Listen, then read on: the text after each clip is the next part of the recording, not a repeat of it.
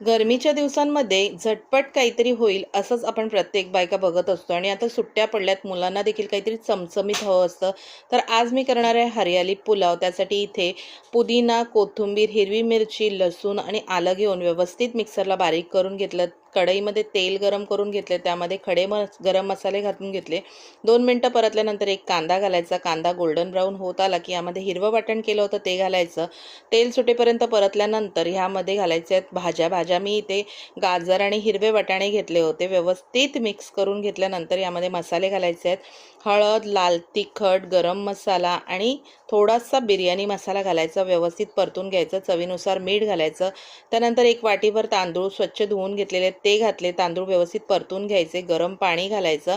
त्यानंतर पनीर घालायचं आणि 5 मिनटं हाय फ्लेमवरती आणि 10 मिनटं लो फ्लेमवरती झाकण ठेवून शिजवून घ्या. मस्त आपला हरियाली पुलाव तयार.